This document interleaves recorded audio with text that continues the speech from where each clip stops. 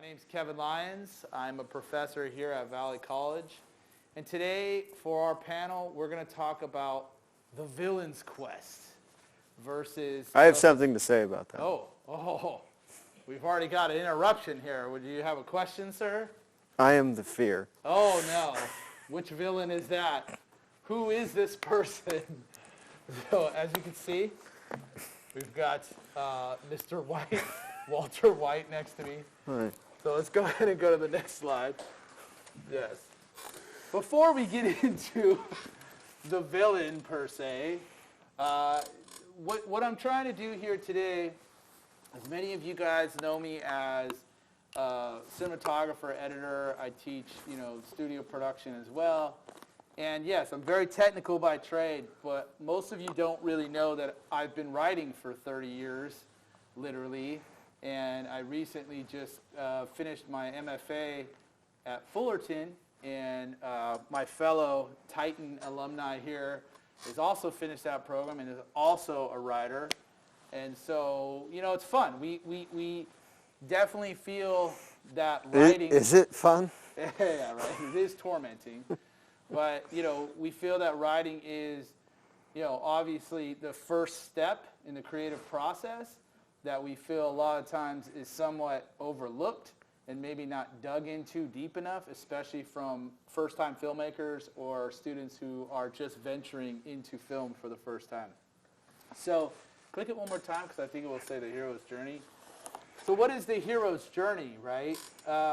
Is anybody in here familiar with the hero's journey before I go further? I just want to know if there's any writers.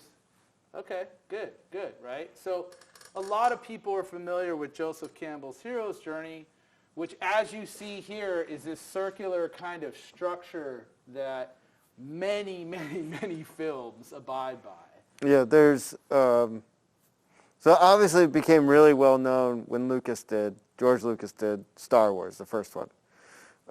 And then he does Empire, and that really takes off. And then, of course, they do this other little film called Raiders of the Lost Ark.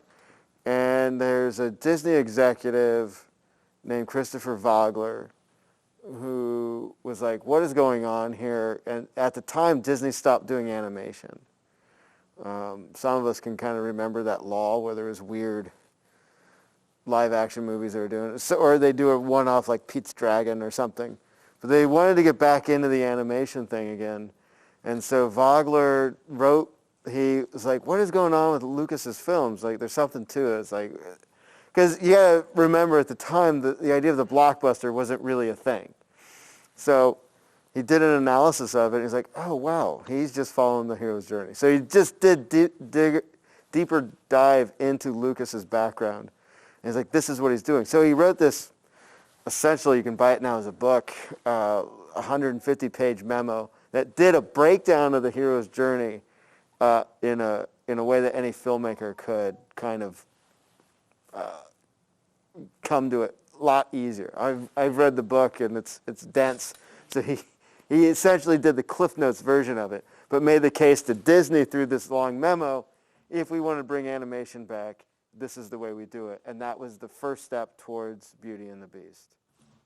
Which is interesting to bring up because if you think about it, the Beast at the beginning of that is the villain. Right. And that's kind of what we're going to talk about a little bit today. And just to clarify, you were talking about Vogler's book? Yeah. Correct? Yeah. So just so we're going to throw out some names. This is important for you guys to make note, especially if writing is something that you want to dig into. And like we said, this is the most common structure that you come across in cinema. You could argue, it's used in almost every, at least hero's journey, hero's tale. But what I want you to kind of just note here is, yes, there's 17 kind of points of reference, but it's really 8 stages. Okay? And that's important because the 8 stages are typically things that you have to kind of at least address to a certain extent in your hero's journey. And some will say, well, you've got to hit every single point all the way up through 17, but that's not entirely true. The important thing to just note here is the 8 stages, and really those 17 elements come from Joseph Campbell's original works. which is, oh my gosh, the Thousand Faces. Hero with a Thousand Faces. And so it's since been kind of transformed into the hero's journey, and there was like a PBS doc that, you know, was really popular. And this is actually, click to the next slide. This is actually his definition of what a hero is from that book, The Hero with a Thousand Faces. So a hero ventures forth from the world of common day into a region of supernatural wonder. Fabulous forces are there encountered, and decisive victory is won. The hero comes back from this mysterious adventure with the power to bestow boons on his fellow man, right? So, you know, it's obviously very colorful and very just written in almost kind of a prose way. But the point here is just understand that the hero's journey is specifically structured in regards to writing your character as a hero.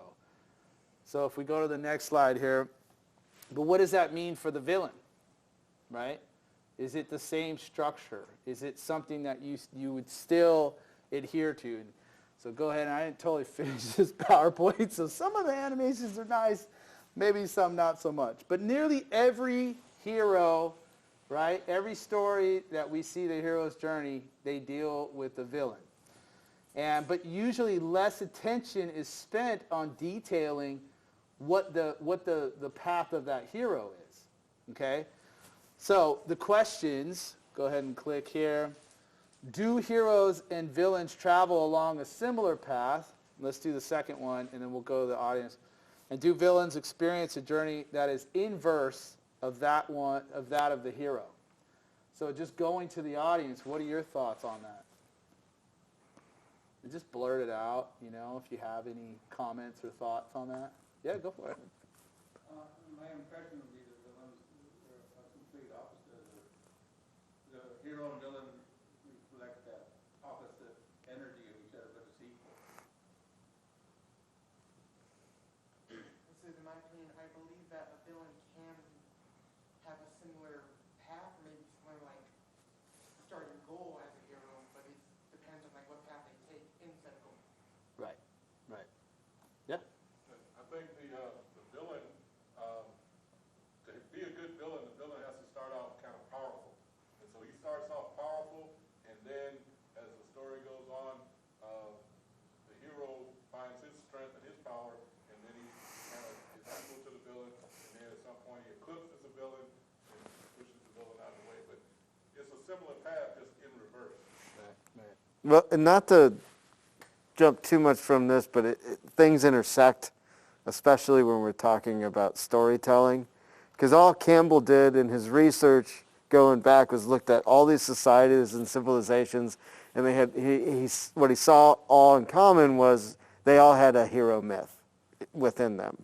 And then that even connects to Jungian psychology, this idea of a collective unconsciousness that we all live under.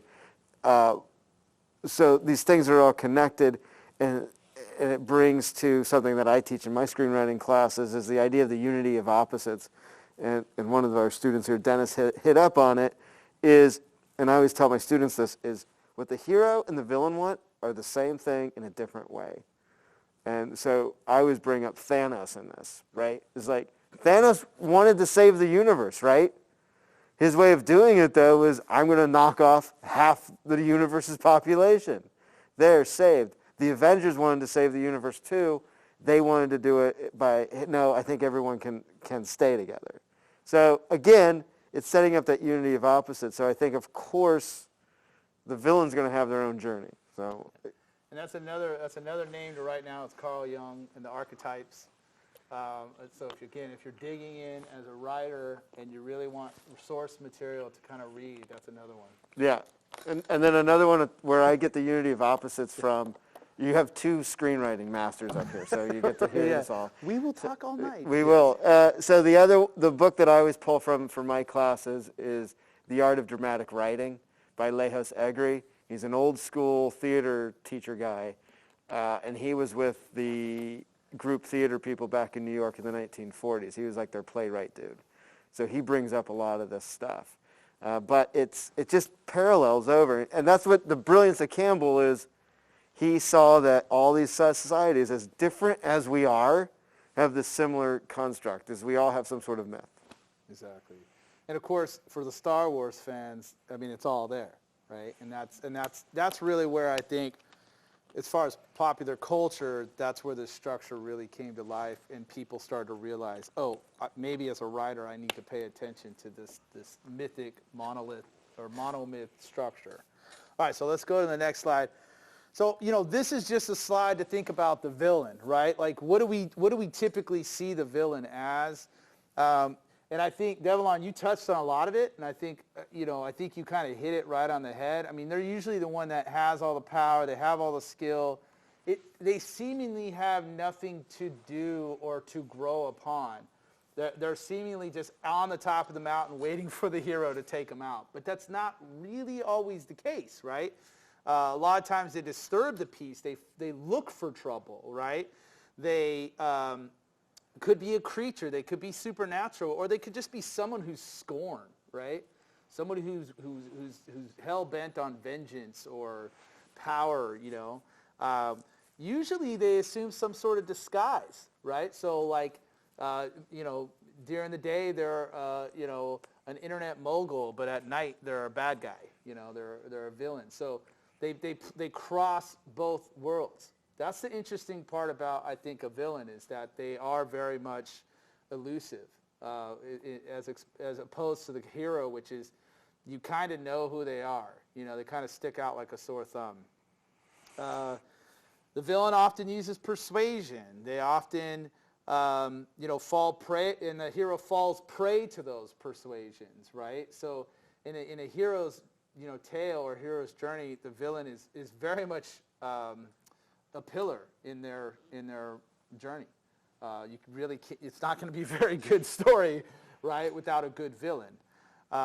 So these are just things for you to kind of think about in your own mind too, to start thinking about what do you think a villain is, or what are the traits and characteristics of a villain. And so, did you want to add anything? I would say too, going back to the circle and the 17 steps, is you're right, you're not going to necessarily see that in the film, but if you're developing your characters correctly, part of those 17 steps for your villain or your hero are going to be in your backstory of your characters. And so one thing that I like to do in my screenwriting classes before they even write a scene of their projects is you got to do a character biography. And so you can use things like this to figure out, how did this person get to this point? Lucas talked about that all the time with Darth Vader. It's like, I had to know, he didn't know the prequels yet, but he knew that Darth Vader had a backstory. And so some of those elements that you might not see on screen, he figured out, he plotted through the hero's journey for Darth Vader, or Anakin. Well, and going back to history as a reference, he was looking at the shoguns, right? He was looking at Japanese cinema and, Kurosawa, and understanding, I know that's one of your favorites, and understanding. Because she had Miguel. But she's we could have our own conversation. But so the point is looking for those references and looking for those opportunities to develop the backstory. And like Cooney said, you don't have to, that doesn't have to end up in your script. So you can write, as we know, stacks, man, about the backstory. And you're going to hear people sometimes come out with different methodologies and say, oh, don't spend any time on the backstory. That's not us. We spend a lot of time on backstory, especially if you're writing a hero's tale, right? A hero's journey. So let's go to this next slide because I like it. It's fun. And so this is the first step, right, or the first stage in the hero's journey. And so I'm just going to kind of go through those 8 stages and apply them as if we were thinking about a villain. So they're supposed to fly on one at a time, but here's some of my favorites, okay? And I'd like to hear from you guys some of your favorites, and that we can kind of talk about. So you have Wolverine? Yes. Okay. I can't wait to hear that one. So we'll come back to that, right? So we've got Magneto, and now I'm only going to stick to cinema, okay? So my comic heads, calm down, take a breather, okay? But all you folks on the big World Wide Web watching this later, we're just trying to break this down from a cinematic standpoint. So I feel sometimes too that gets lost in today's cinema when fans or even just critics tend to break down movies, especially in regards to villains, and they kind of miss the moment of the film. Yeah. How are they reacting to this film? So Magneto, for instance, in X-Men's First Class, I think is a brilliant backstory, in my opinion. And definitely it draws influence from the books, but it's also somewhat a new take on it. And it humanizes Magneto, and it carries over from that film through however many Well, three, it's 4 interesting films to that they've had watch since. that one, Right. and then go see the first X-Men, Right. the original one, and now those chess scenes between Professor X and Magneto have so much more meaning. Right. So that's why I think that First Class is so well done. And I think too, and what I'm getting at here, you guys, is that it's a matter of perspective. I was going to save it to my last slide, but we've already touched on it. Whatever. And No one's grading us. are you grading me? And that's what's interesting is that you can make an argument that Professor X is just as villainous as Magneto. And as you watch the movies, again, just the movies, they play with that a lot. Yeah. And I think that's fun. That's also why I have Wolverine up here. But did anybody kind of like, what? Wolverine at first glance? I did. Yeah, right? He was, what do you guys think about that? Don't be afraid now. Don't get shy. No one can see you all, so I mean, Exactly. I mean, just think about it right here, okay? I talked about all the things that I said about a villain, right? Wolverine checks off on all that stuff, and he does bad things, guys. A hero typically doesn't, drive their claws through somebody's face. Okay, so it's Wolverine. Yeah. Which brings to mind, see? Oh, yes, you gave me an opening. You didn't think you would, but you did. Oh, I know. I know. You gave me an opening, and this is why I had a problem with Zack Snyder's Superman. You do not murder somebody intentionally. You cannot break his neck in that. If you look at the Donner one, yes, he kills Zod, but it wasn't like, it wasn't. That is not Superman. But herein lies. That gave me my moment. No, Thank exactly. you. But I think it's great. It's perfect because this is what you're seeing in modern day cinema now. Yeah. Right? The anti-hero. Right? So what I'm posing is that you've got to look at the villain's quest, right, or the hero's journey rather, to write a good story for a villain to be redeemed. Okay? And likewise to show, because it seems like that's really what they're going towards, is to show Kal-El, Superman, turn into a bad guy. Because I feel like that's where they're taking it, or at least maybe some fans would like to see that. But that's what you got the red kryptonite. Yeah, because what was it? Oh gosh, what was the movie with the bad Superman character? Was it Superman? Superman 3. No. It was, oh gosh, why am I spacing? This is horrible. Huh? Yeah, the one with the kid, and he ends up like Brightburn, right? And they wanted to make a film about Soup as an evil Soup, but they wouldn't let him, because they're like, no, you can't do it. And so they ended up making that like a whole new arc, and it was popular. And, so the point is just you understanding that you got to step to this process with some sort of planning, right? And, really respect this structure, because we have seen a lot of people who, I don't know, man, writing by numbers or paint by, it's not formulaic, even though this is somewhat of a formula.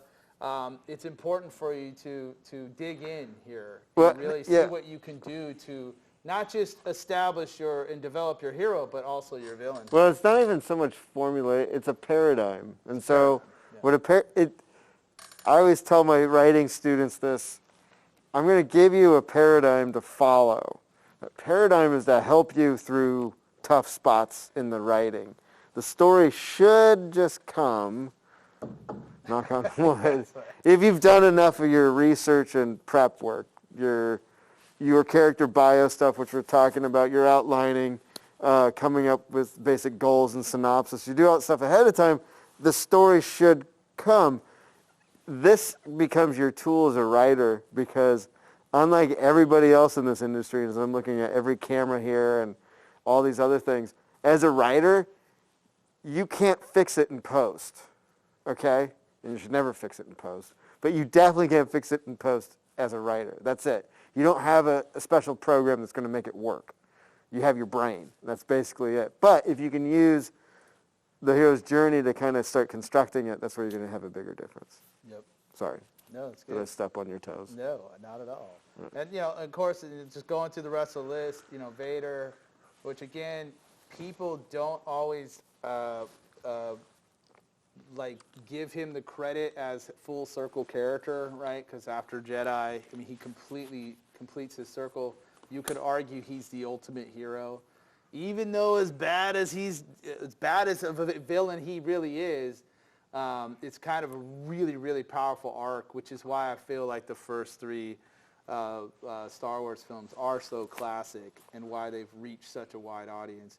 And then, of course, I got Scrooge on there. The Terminator, you're probably going to laugh at that one, but I think that one's really brilliant. Yeah. Especially because if we just at least do the 3-film arc from, first one, second one, and the most recent, okay? Because I know there's debate there too, Yeah. whatever. But the point is, seeing a machine go through the hero's journey, which is in a roundabout way he does.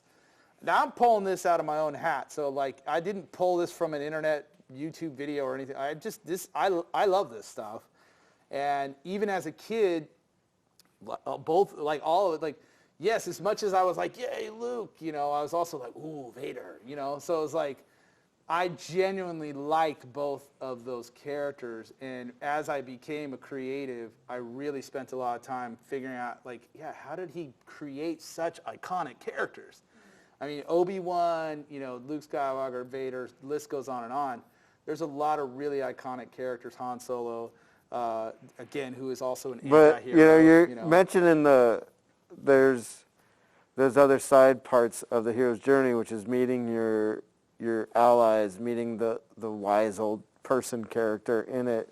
And you could think of villains having that. Certainly, again, Vader, the Emperor, is his mentor, right? And so you do have those mirror things. And I think it goes back to the development of your story. It makes, it's what Egri talks about in his book on dramatic writing is the three-dimensional character.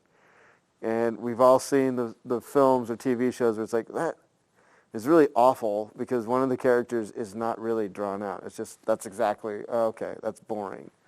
But the fact that, I think this is where Marvel did such a great job with Thanos is they built that up and you have a sympathy for that, where he's coming from. It's Team Thanos. But not sympathy, but an empathy. You're like, okay. Right. Because they spent time developing it. And so using that, yeah. Yes, Oh, you had a question. does a villain always have to be represented as a human embodiment? Could it be a system or an ideology? Of course. Hal was it Hal 9000 from Space Odyssey is a machine. I would, Terminator, same. my pushback on that slightly, and yes, a machine is one thing, but it's important to have it as something clear-cut. Because I think oftentimes writers starting off will be like, I've got, it's against the system. It's well, what is, Right. You have to define it in the story. So the Terminator as a villain defines Skynet. You just can't say Skynet and it's this, whatever that is. So broad. We will put it in the persona of the Terminator. Same with HAL 9000, yeah. How would you unpack a classic character like Frankenstein that was created and was basically assembled, but not with the mindset of a human being, but with the mindset of a thing or entity without a purpose, and discovers himself by accessing people in the process of his experience as he developed like a brand new baby. going around him. I think on the Frankenstein, are we talking about the James Whale 30s? So good. We can go, let's stay in the universal monster world then. the monster isn't the villain. It's Dr. Frankenstein's the villain. But he's transferring bad energy. Right, the monster's learning. He's a child. Did you have, But like your Frankenstein example, you start out believing that the monster is a monster. Yeah. But as the story develops, you see that the real monster is Dr. Yeah. Frankenstein, and then you kind of feel sorry for yeah, his Well, let's creation. not also bring going back to like the grander systematic enemy or villain, which is society too, because it's also, you know, the mob chasing like that. That's Yeah. also commentary on like, you know. Well, it's a reactionary crowd. Right. well, and that goes, that is almost, those are, so if you looked at the hero's journey, put the wheel up there again, you'd see allies, right? So the allies of the villain, which is Dr. Frankenstein, are the townspeople with the torches, right? They're kind of the allies in that circumstance, which is interesting, and that's another conversation to Yeah, go I was into. like, The we could go way the deeper. Frankensteins are deeper than I think everyone gave them credit for, especially because James Whale, as a director, is kind of one of the first well-known LGBTQ representatives as a director. And those movies were actually him kind of talking about the dream of coming out of the closet. So there's that's a whole other topic we Well, can and get that's into. why I brought in this. Yeah. That's exactly what the societal kind of conflicts that are out. And you've got the townspeople going after this poor creation. So I guess what we're saying is that that's the point, is understanding who your villain is. In reality, Frankenstein's not the villain. Yeah. The creature in that moment's really not the villain. It's a perceived villain. And so, and then, you know, going back, just to finish this up, this is for all you guys, just so you know. Yeah, I love anime too. And Vegeta has one of the greatest villain arcs, like, of all time, okay? And we'll talk about allies and stuff like that going forward. But, you know, if you are curious and you know, maybe you are more of an anime fan and you're writing in that space, which Cooney would tell you is not his space. I will own that for Yes, sure. there are differences, but there are a lot of similarities that they are using as a structure in a myth. The mythos behind Dragon Ball, it is the hero's journey, right? So I don't know if you've ever looked that deep into Dragon Ball Z, but or Dragon Ball, that's why I put it there. Go ahead and let's next slide. We're going to kind of power through this one too, but we're still on the ordinary world. So this is just kind of where I kind of kept things, you know, fine-tune the villain's path in this structure. So I'm just going to start with this last one really because it's the most important. And you touched on it already, is that the villain typically is always very powerful. They have all the knowledge. They don't have to learn anything, you know. There's really not much that they have to do. And so, you know, that's where when you're setting up your story, you have to think about that, right? And sometimes I see my students and just fellow writers, they don't pay attention to that ordinary world opening image status quo. It's very important because you're setting the table. I don't know if you want to add to that. No, All right, let's that keep hits the going. nail Let's on keep the head. going. So let's go to the next slide, which is the next stage, which is the call to adventure. Alex, go ahead. And then, and really what this is about is the start of the transformation, whether it's the hero or the villain. But in the villain's case, and I'm kind of writing this in a way of making the villain become the hero, which I think we're seeing a lot more and more and more in cinema. You know, whether it's Cruella or Thanos, right? You know, writers are being they're doing a really great job at getting audiences to side with the villain. Well, one of the, I think the more prescient films that come out in the last 3 years, The Joker. And the Joker, right? I mean, you know, going into that, he's the villain. You know that from the outset. It's been, and then what they did with it as far as aligning it so much to Travis in Taxi Driver, it's very parallel to that in some respects, and then some others from that era. But it's setting you up to like, this is again, it's the backstory stuff, and it's like, how can we mine that? And again, that's why it's important to have good backstory stuff, because you never know when you're like, or even just, I'm sure Todd was thinking on that. All right, what would be the backstory of this dude? Right. You know, and then they get you with the twist at the very end of it, which I think is really impressive. I totally agree. Yeah. And you know, just We to kind can't of agree all the time. stick And what to- makes our conversations it's great getting- is the it is animosity. getting more interesting. We agree more. I know, It's because hilarious. we're talking about evil. So when you know, the whole point too is that, you know, when you're trying to develop villains into maybe the anti-hero, the thing to remember is that their sense of reality is twisted. It cannot be altruistic, you know. What I Yeah. mean? They do, and I think Loki, okay, like that again. There's another example of a hero or a villain becoming the hero now. I actually argue that he's probably going to be the hero of this next phase. At least that's how they're designing it. I mean, you look at Scarlet Witch too, same thing. Yeah. Yeah, Dennis. Yeah. In the current arc of Walking Dead, Negan, the character there, Right.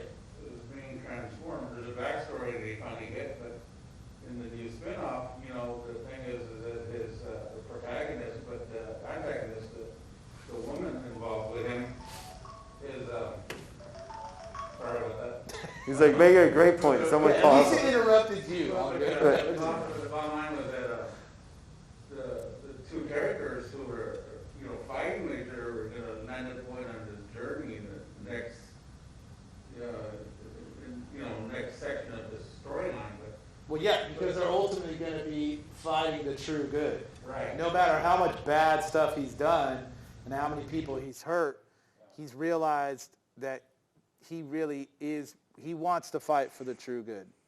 So, and I should have put numbers here, but again, I think this is the second, so the third stage would be this next slide, which is the refusal of the call. So go ahead, yep. And then, and so a lot of it is just reminding people, you know, again, like the hero, they'll try to hesitate. They don't really want to take this path.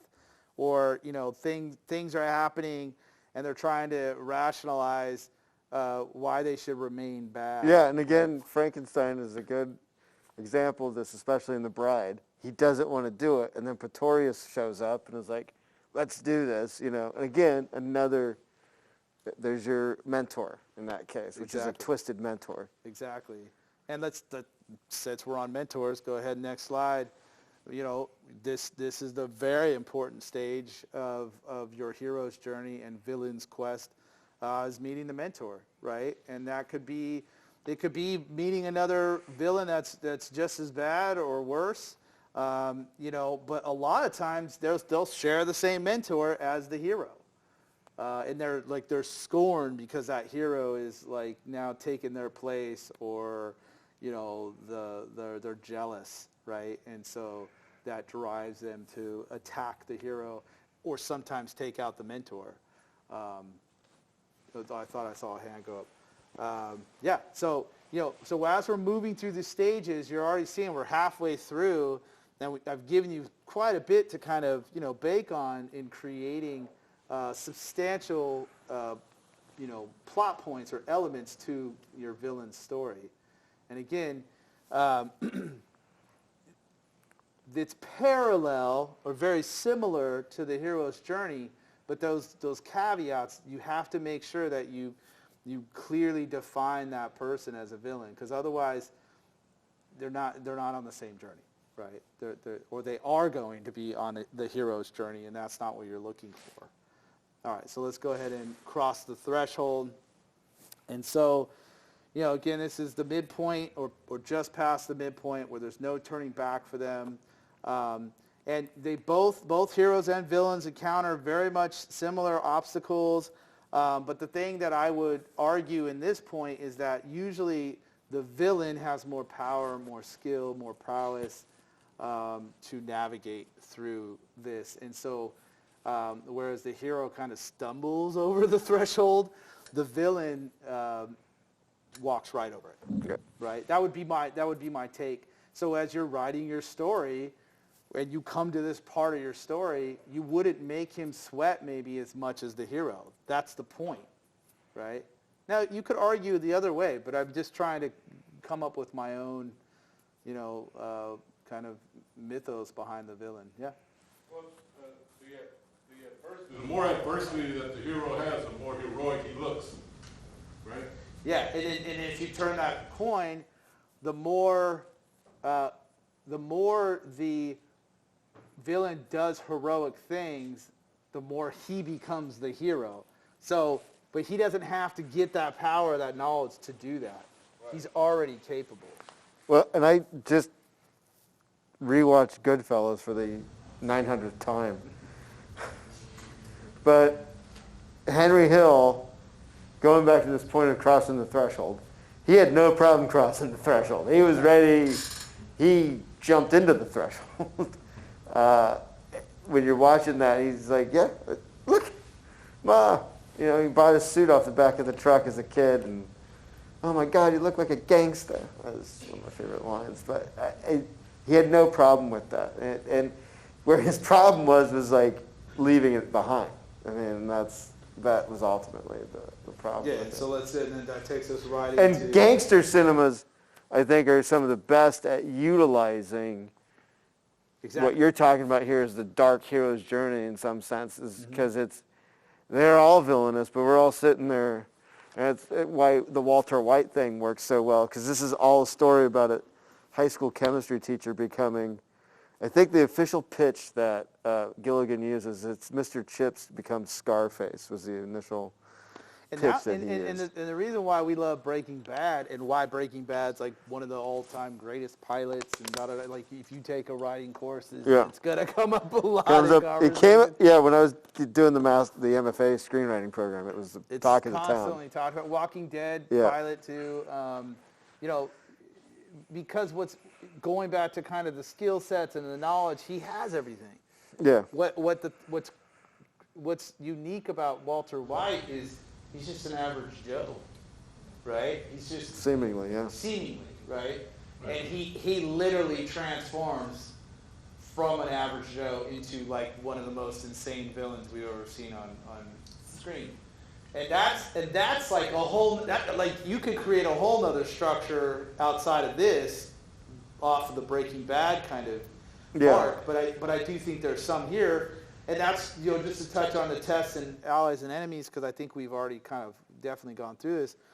We just talked about it, and with Ray Liotta's character in Goodfellas, they'll make sacrifices quick. Yeah. They don't think about anything, and that's where I think, it's hard for writers, because especially if you're trying to make this hero or this villain a hero, you tend to forget like their innate. Yeah, and I don't think it's so much about, again, like I bring up the Goodfellas in any gangster cinema film, it's not so much about making the villain a hero, but it's understanding that you can use this structure as paradigm to kind of map out their path, while you're going to map out maybe somebody else's path in it. So it's just one way to kind of guide it. It doesn't mean that they're going to become a hero at the end of it, but it's like, all right, what if this person isn't heroic, really? But going back to what this is all based on, which is this collective unconsciousness stuff, we're all like, yeah, where's he going to go? We're tuned into it. We have a connection to it, because we're all seeking some. In some senses, you're seeking something more, and that's what these guys are doing. Or ladies, or whoever. Right. But no matter how likable a villain is, or how he goes through the transformation, in the end, he still has to go because he's a villain. Yep. And so Which, let's go to the next slide too, which is basically this is where like stage 6, like the approach. We're getting close to the end. We're setting up the third act, or maybe we might be into the third act, and that's it, right? It's like, what is that final test for this character, whether it's a hero or a villain?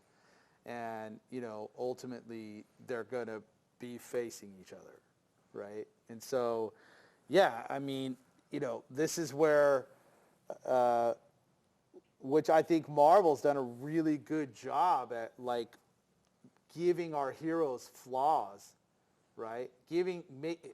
Allowing them to hesitate and not take them out, right? And because of that, the villain wins, And so I have to really, I personally like a lot of what Marvel's doing. Though we read the trades and Marvel's going sideways. Whatever, man. I mean, fans are loving it. I love it. Now the new Star Wars films, that's a whole nother story. We won't get into that conversation, but I do see kind of what they're doing with the Book of Boba Fett is they're kind of trying to bring some of the classical elements back to that saga that I think is good. I like that. And here, Boba Fett is a villain. I mean, at least most of us fans saw him as a villain. And I didn't even put him in here, but now I'm thinking, he's perfectly albeit a very cool villain. Yes. So I mean, again, it kind of goes with the that's for all of our with Mandalorian the discussion. fans. Right. All right, so then we get to the basically the last. This is the last stage. So the last one was 7. This is 8. I should have put the little numbers in parentheses. You'll see. We go back to that first slide too on the end here, so you can. He'll post it on Canvas later. Yeah, we'll post it too.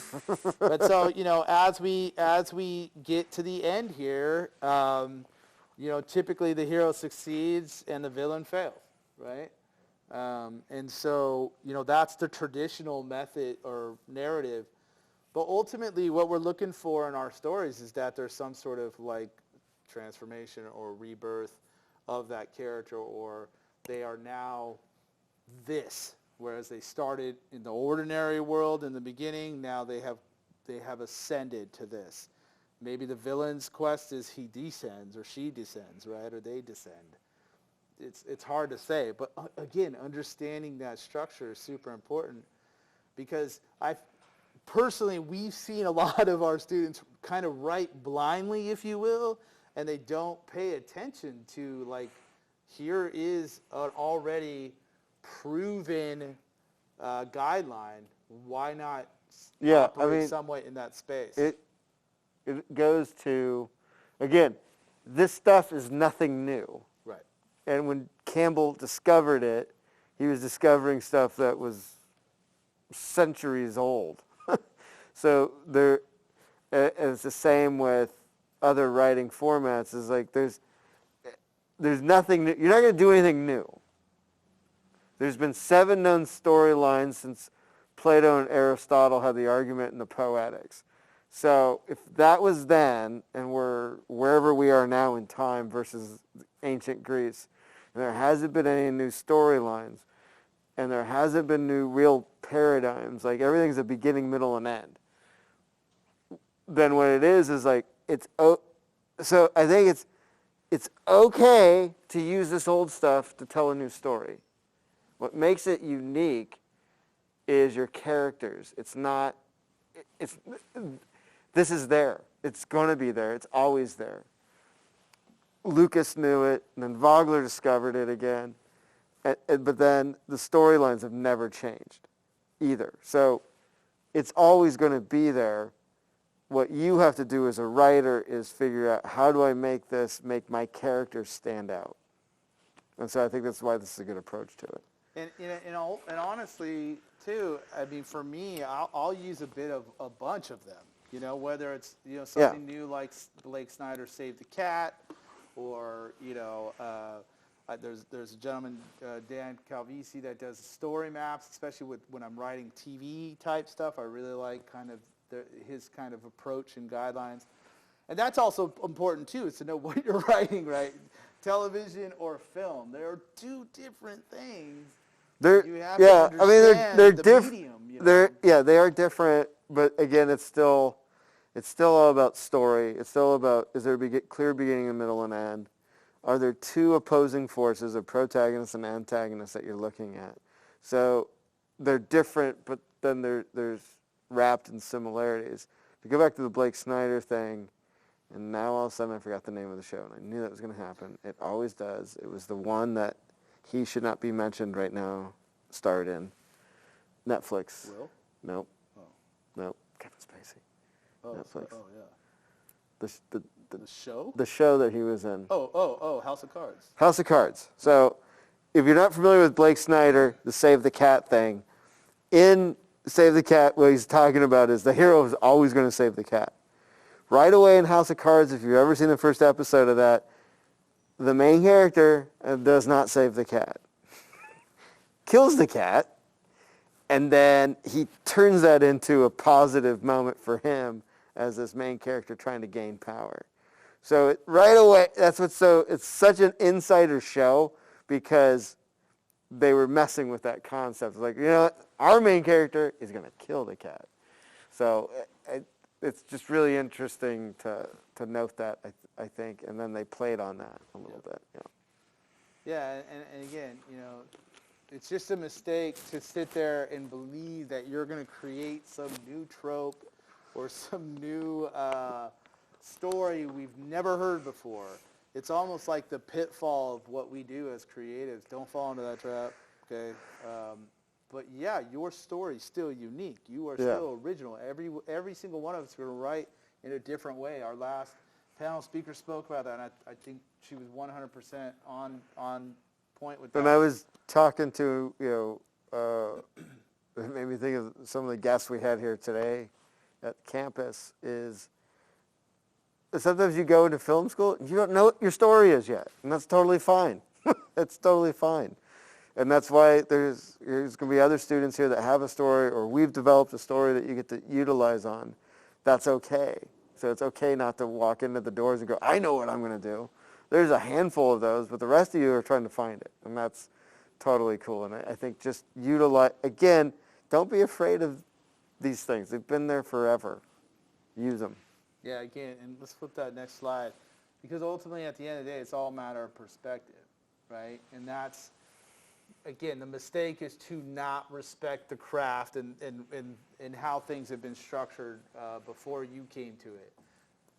As we were talking in the last, we're not that special, so stop, okay? just write your story, And everybody in here, anybody who steps to, I almost said typewriter. What the heck is wrong with me? Anybody who ever I must have had a flashback. But anybody who ever steps to just a pen and paper, you have something unique. But Jerry Seinfeld never wrote any of their scripts on a computer or typewriter. So, that's why I also said pen and paper. There you go, pen and paper. That's why I said pen and paper. There's something neurological. The legal pad, the 8.5 by 14 inch, start there. Yeah, with the pen and paper. One of our friends at Fullerton right now who swore by the legal pad, which is true. I mean, the notes on your phone is basically the modern day legal pad. So, and if I showed you how many notes I have, you would think I was a villain. But there's a reason for the writing it on the legal pad first. Is that 8.5 by 14? When you write it, when you type that, becomes an actual one page of 8.5 by 11. So that's why some writers will do that. It kind of gives you a first draft. And also, writing visual storytelling as we do, narrative, you're bound to narrative, but there's also a rhythm. And writing it on that legal pad gives you a rhythm. Sorry, side note. I know it's not about No, I screenwriting, think that's super important. I mean, that's why we're here. I mean, we're talking about the hero's journey, but both of us are talking about our process as far as developing characters and developing narrative. And both of us spend a lot of time looking at structures like this and just saying and sometimes it's the hero's journey. Sometimes, like we said, it might be another method or another just simple beginning, middle, and end. Aristotle's Poetics and just saying, okay, hey, this is the beginning. Sometimes I'll start at the end and write the film backwards. Don't pigeonhole yourself, or don't get into that mode of like writer's block, right? That we all kind of like say doesn't exist. Yeah, I'm more of that. Procrastination exists. Right.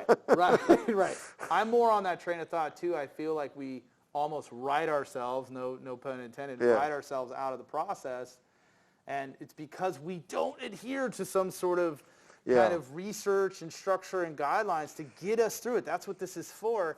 And remember, your first draft is not your final draft, okay? So, if you think you're just getting to page 120 and you're done, you're mistaken. And what this really does is spending time thinking about we're using the term hero, but it's really an antagonist. Or maybe it's a protagonist, right? Just depending on how it goes. But again, it goes back to that you can't have conflict. And if your goal coming into this program is I want to go make Hollywood films, they don't want avant-garde films. There's a place for it, and bless you all for doing it. But if your goal is to go to Hollywood and sell a script, they want to see clear conflict, rising conflict. And you can't get that if you don't have well drawn out protagonists and antagonists, however you spell that out. So this is another tool for you to go, all right, how can I think out perhaps my villain? Perhaps it's not even that. I mean, I think we've talked about fantasy action and stuff like that, but this can work for rom-coms. Right? If you think about a romantic comedy. They do work for rom-com, yeah. Yeah, I mean, you could go, let's take a look at When Harry Met Sally. Real easy, you could say Billy Crystal in most of that movie is the villain to Sally's, to Meg Ryan and Sally. It just depends on how you look at it. Like paper will write Or you can flip it. I mean, but it can be used anywhere. So don't just go, well, this can only be used when I'm writing my action adventure space saga or whatever it is, or I'm going to write the next Marvel movie. No, it can be used for any genre. You need it. It's a good way to, like, writing is, in many cases, it's like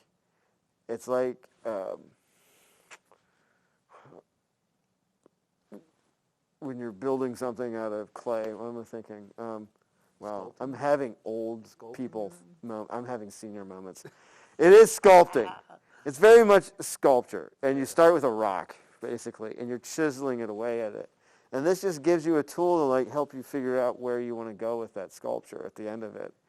Because ultimately, you're setting up a blueprint for what's going to be a backwards puzzle in the first place. But you want to make sure conflict is key to writing a good script. And you have that when you have well-defined villains and heroes, however you spell that out. Yep. And let's go to that last slide. And again, we just kind of hit on it. It's just ultimately We're back. The journey. It's just the journey. Doesn't matter if it's the villain or the hero. And, I think the big takeaway for me is spend a little bit of time, just looking at your characters first. If you know that you're writing a story like this, spend some time, like you said, the character breakdown. We really like character kind of driven, obviously, stories, but it kind of goes without saying. I think I push back on that. When any good film or TV show has good character, is a character-driven thing. Whether it's Marvel, well, DC can't figure this out. Whether it's Marvel, that's his opinion. Whether it's Star Wars, whether it's a romantic comedy, whether it's Coda, which was talked about in one of the earlier panels today.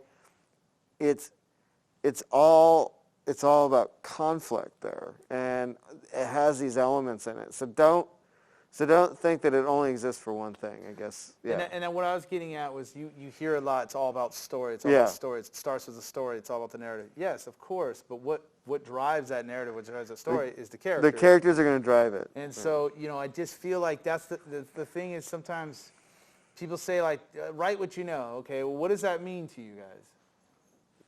Anybody? What does that mean when you hear write what you know?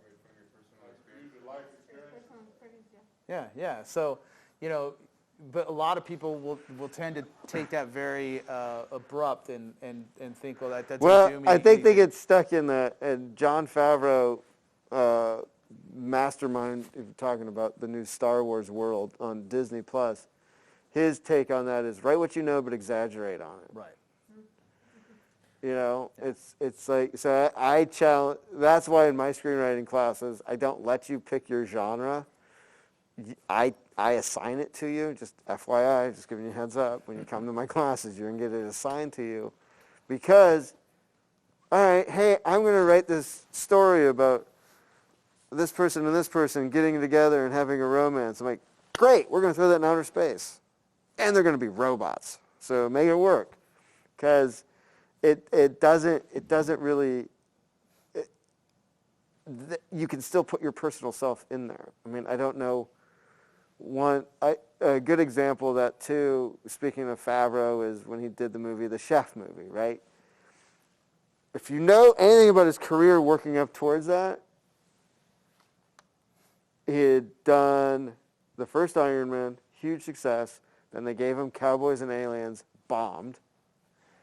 And he was just facing, am I out of Hollywood? And then so he goes back and does he's like, let me go do something smaller, what we might call a smaller film. And he does Chef. But if you're looking at Chef, it's really his story, paralleled perfectly. I'm a big chef, and then I hit, Rock bottom. I wasn't hitting the way I was before. I'm going to go take this and make it more personal and more specific to it and smaller stuff. And so that, again, that's another topic that's subtext, but yeah, so it looks like a camera died. And with that, And that, we're over. Hey, yay! We are now at the return, stage of the journey. But yeah, and so hopefully you guys enjoyed us kind of going through our take on the hero's journey with obviously the villain at the center of it. But again, have fun with this stuff, explore as much as you can. Don't leave any rock unturned when you're writing. It's all about persistence and yes. You said this could fit any genre, TV, Yeah. rom-com. Well, we think it can. You're going to come across people who will fight that, but It yes, can. I think it can. Can you fit all of this into a 30-minute comedy or a 30-minute Yeah, like a TV show? yeah. All this. I would, like, Do they do it in each episode? I would say though too, they wouldn't fit it all, but you would see aspects.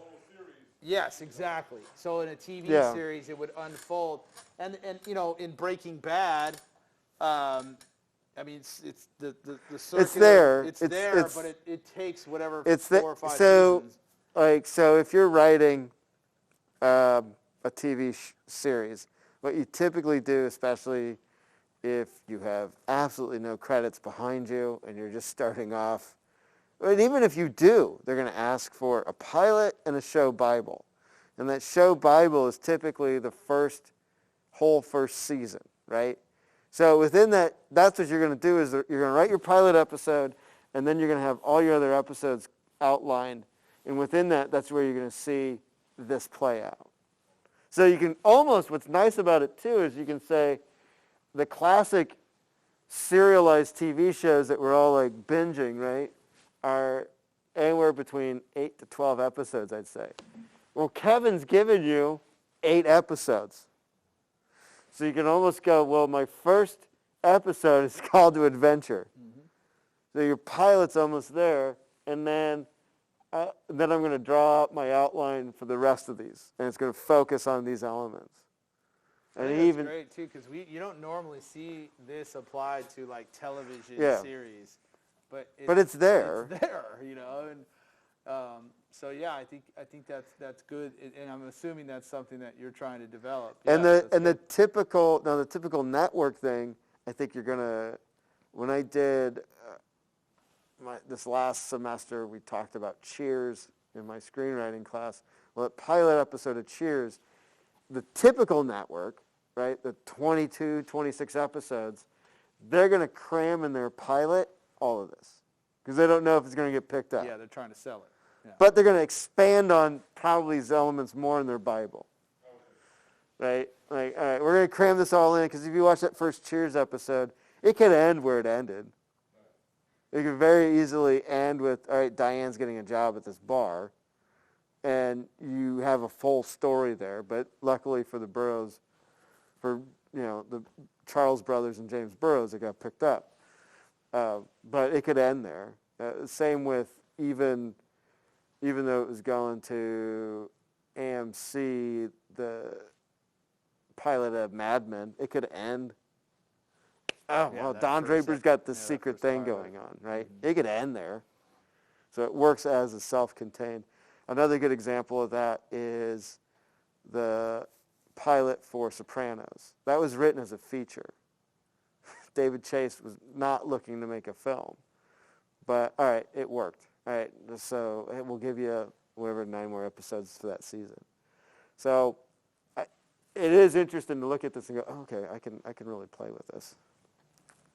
So will you have each episode sort of representing a stage in the hero? You could do it that way. I It's think possible, yeah, yeah. I think you could outline Yeah. it with that in mind. I think what you would do is, I still feel like you'd cram as much as you could into the pilot, and then you can start expanding on these. Well, and not so much the stages, going back to Campbell's original 17 elements. Yeah, Those elements could actually help drive you through your first season. Like you might Yeah. only get up into like, halfway through, like maybe they're not quite well, transforming. Or and this going is through the some type sort of thing too. Again, going back, like Hollywood, like the NFL, is a copycat league. I'm just going to throw it out there. If you can walk into a meeting and have this up there, and you're pitching your script and say, you guys know the hero's journey. They all know it. They all know it. And okay, cool. Well, this is how I'm going to outline this through. Like, we're going to deal with a lot of elements of it in the first episode, but then the next 9 episodes, we're going to incorporate these things. Oh, sweet. Now you're speaking their language. That's the other thing to have knowledge on this stuff. Isn't just for your writing purposes, for the business end of it. They're going to ask you this shit. They're either going to ask you about this, or they're going to ask you in a meeting, can you tell me what plot point 2 is in your script? And if you're like, duh, I don't know, they're going to buy. Well, it tells them that you didn't put in time to structure your story. Yeah. If you don't know where those moments happen in your story, why are they going to entrust you with X amount of dollars, right, to produce a show? And this happens quite often. Yeah. Guys. So even if you don't write with this stuff in mind, if you can go back and find those moments, because you will. Yeah, right. Because we just talked about this stuff has been around for thousands of years. You're not creating anything new under the sun here. So you can find those beats, and it's one of the things that I do for 3-act structure in my screenwriting classes. I have the students find the main beats of that.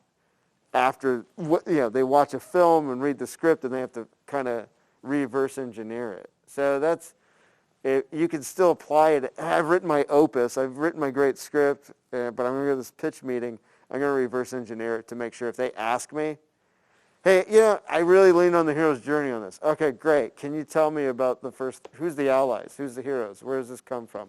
They'll ask you, for sure, because you're speaking the language. It's like any other industry. There's a language to it. Well, that's our previous panelist said Yeah. too. It's like speaking the talk, talking the talk. It makes a difference. It lets that person on the other side of the table that you're hoping opens a door for you know that you've spent a lot of time to get to that door. They're not just letting in somebody who's, let's just say, not prepared. I think to know too, we all come to it with our favorites, obviously, but also go and the AFI, American Film Institute, lists of films. Know those backwards and forwards, because execs that you're going to be talking to, whether they're older or newer, because the newer ones are getting pulled out of USC and UCLA, but they're getting taught by the last generation. And the last generation grew up on those films. And they're going to ask you the questions, oh, is it like this one? Yes, it is, and here's how it's like this one, right? So it's just important. Yep. It's like anything, like you're not going to go try to pitch a literary book you're writing without talking about, this is going to show me how bad of a writer I am, without talking about, let's say, Dashiell Hammett, who wrote a lot of like crime stuff, or talked about Write What You Know. That's just having senior moment after senior moment today. I need coffee, that's what I need. I think, yeah. Any other questions? Sorry, go ahead. I'm surprised you said coffee, but whatever. I did say coffee. We're filming, that's right, yeah. Yeah. So, but no, I think that's a good place to end. Oh yeah, okay, good. Yes, I'm sorry, my bad. Say, a lot of times, like you said, people say write from what you know. But would you say that a lot of blockbuster movies can be successful without having personal aspects in it, like big action movies and stuff like that? Because I feel like that happens a lot. Where as long as it's entertaining, it's fine. But would you say that either way, there's still personal aspects in those kind of Oh movies? yeah, I mean, it's not always just, and that's what I was kind of asking you guys, and I'm sure he has a take on this too, but I do, and it's you know, completely opposite of when we're yours. saying write what you know, it's not just necessarily write what you know, what you've experienced, what you've been through, but write what you know about depression, anxiety, or whatever this character is whatever this character is dealing with, whatever this. How would you react if a meteor crashed into your house or whatever in this disaster film? And so thinking through that process and not being unafraid to be vulnerable, because I think, and just kind of relating it to music, creating music the same way, it's very personal. And so sometimes when we write movies, we write so grand. This is me. We've had this conversation. I write so grand, so far outside of my own world, my own space, my own reality, that it becomes that. It's like, I don't know. So when people ask you the question, well, what's this character going through? You haven't thought about it. You don't know. And I feel a lot of it, it's just that. That's what they're kind of telling you. It's just, don't write so far out of your own kind of space. And we're talking about the hero's journey in the context of filmmaking, but remember Joseph Campbell was a philosopher first. Yeah, too, exactly. And so this was getting used for kind of personal self-growth as well. And what he's saying in the book is that we are all our own heroes in our own movie, in our own journey. And so, yes, you're going to always, as an artist, start from your personal stuff, but then you're going to go, all right, but I'm writing this Marvel movie. So now how am I going to make it work? But that's where understanding your fears and anxieties are going to come into play. Like, that's what makes I can't connect to Kal-El as a being, but I certainly get what it feels like to be an outsider, which we've all felt that in some way, shape, or form. And that's why those blockbusters hit. It's not because they're eye candy. It's because we can relate and you become connected to the character. And yeah, so if it's done well. When it's done well. Yeah, if it's done well, then you're going to... Like Zack Snyder movies. Not done well. Like all of Zack Snyder's movies? No? Like Watchmen? No? Okay, whatever. This is an inside joke, sorry. Zach, if you're out there, man, I would love to work with you. Let's do this, man. Hit me up. I'll take Kevin Smith. PT, what'd you say? I'll take Kevin Smith. Oh, Kevin Smith. I'll hit me up. Anybody, hit me up. One more question? Yeah, any other questions? Would you guys say that like, interviewing someone who has been through that experience is very similar to your story? Would you say that's a good source as well? I think research is always a good source for it. Anytime I've written anything, I don't know everything. I have my stuff, but then so whether it's interviewing somebody or just picking up the newspaper and seeing what you can find. Yeah, I know it's creative and it's just coming from your brain, but you still have to research. Well, you heard us say research like at least 7 times. So building up your backstories and things like this is part of your research. It's like, I'm working on something right now about a bail bondsman. I've never been a bail bondsman, so I know nothing about that other than watching Jackie Brown a lot. And I don't assume that everybody's like that character. So I don't think everyone's Max from Jackie Brown or Dog the Bounty Hunter. But so part of what I'm doing in that process is I'm reaching out to bail bondsmen. It's like, what's your day? Because you want to get to know the world. Right? Also to know the world, too, in proximity of your story. Yeah. Right? What's a bail bondsman like maybe here in San Bernardino County versus like, in Europe or something. You know? And there's differences and nuances that you have to pay attention to. Yeah, good question. Yeah, it's a very good question. Research, like with the internet or books, there always seems to be some limitation to it. And also when you interview someone, you get the feeling that you get like insight on from the inside. You will. You will. No, I'm not. No. I mean, a lot of first-time writers will do a lot of interviews with people just to get some backstory on it.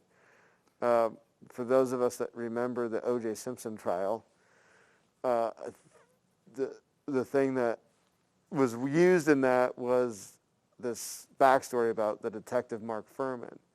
All these tapes came up of him using racial epithets in it. That came up because a Hollywood screenwriter was interviewing him about being an LAPD detective. and that's how those tapes surfaced. So it does have. It just made me think of that. I was like, yeah, that's what got him on the hot seat there. So, but it just it does happen quite a bit. Yeah, so it's a good thing to do. I think all the cameras are dead. All the cameras have died. That's messed up. We killed it. We killed it. That's how mic drop. That's how we do. Like, you guys broke the mic in the library. Well, thanks for. Thank you for coming, guys. Yeah, excited. Yeah.